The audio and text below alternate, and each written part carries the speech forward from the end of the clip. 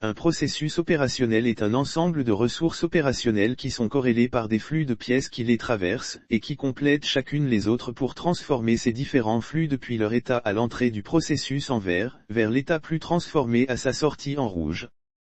Si on néglige les activités qui se fassent par les ressources à l'intérieur du processus et on considère ce dernier comme une boîte noire, alors on peut ainsi le considérer comme seulement une macro-ressource qui transforme ces flux d'entrée en flux de sortie. Ce qui implique alors qu'on peut appliquer tous les raisonnements des 3 vidéos précédentes concernant les ressources opérationnelles pour également les processus opérationnels. Pour plus de détails sur ces raisonnements, on vous invite à regarder ces vidéos. Vous les trouverez dans la playlist consacrée au cours dans la chaîne YouTube. Pour un exemple de processus opérationnel, considérons une chaîne d'assemblage automobile où on donne à la chaîne les différents composants nécessaires, et elle s'occupe du reste pour nous sortir à la fin la voiture assemblée.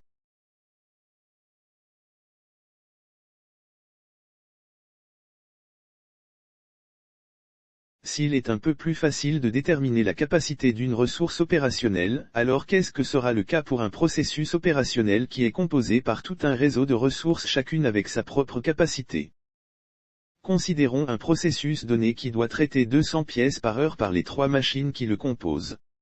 2 machines parmi ces 3 ont une capacité de traitement de 200 pièces par heure, alors que la troisième a une capacité de seulement 100 pièces par heure. Supposons dans un premier lieu que ces 3 machines sont posées en série et que la machine qui a la capacité la plus petite se situe au milieu. Alors, quand la machine M1 recevra les 200 pièces que notre processus doit traiter, cette machine sera donc capable de traiter l'ensemble de cette quantité dans la même heure et sans problème puisqu'elle ne dépasse pas sa capacité horaire. Mais quand M2 recevra les 200 pièces traitées par M1, elle ne sera par contre capable de traiter dans l'heure que seulement 100 pièces. Et les 100 pièces restantes qui dépassent sa capacité horaire devront attendre dans la file d'attente de la machine. Et de même, quand M2 recevra les 200 pièces suivantes dans la deuxième heure, alors 100 nouvelles pièces vont rejoindre la file d'attente précédente qui deviendra cette fois composée de 200 pièces.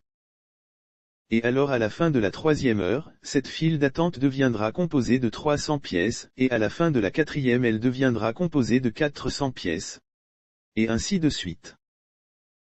On déduit donc de ceci que la file d'attente de M2 va continuer à augmenter de manière progressive tant que M1 continuera à lui transférer chaque heure un flux qui dépasse sa capacité. On constate alors que même si M1 a une capacité suffisante, elle ne doit pas travailler à une vitesse plus grande que celle de M2 afin de pouvoir éviter la situation défavorable de constituer des encours non traitables de plus en plus grands devant cette dernière, tout en n'augmentant pas la production commune des 2 machines. Finalement pour M3, même si cette machine a normalement une capacité de 200 pièces par heure, elle ne peut recevoir de la part de M2 et donc traiter chaque heure que seulement 100 pièces. Ce qui implique ainsi que la quantité maximale que le processus tout entier peut traiter chaque heure ne peut être que seulement 100 pièces. Ce qui coïncide avec la capacité de M2 qui a la plus petite capacité.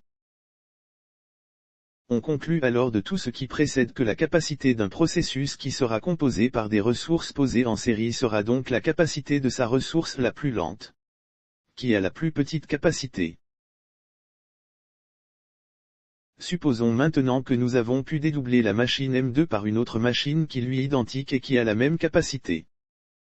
Alors cette fois, puisque les 2 machines M2 font le même travail, le flux de sortie de M1 de 200 pièces va se répartir sur les 2 machines et donc chacune d'elles ne recevra que seulement 100 pièces.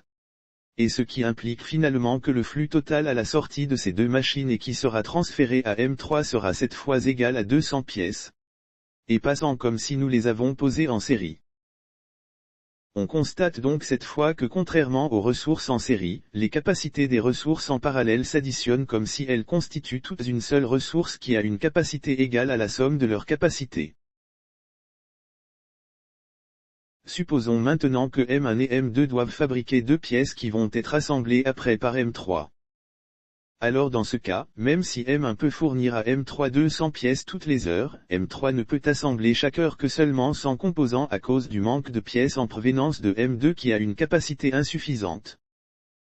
On constate donc cette fois que comme le cas en série, la capacité d'un processus d'assemblage est aussi la capacité de sa ressource qui a la plus petite capacité.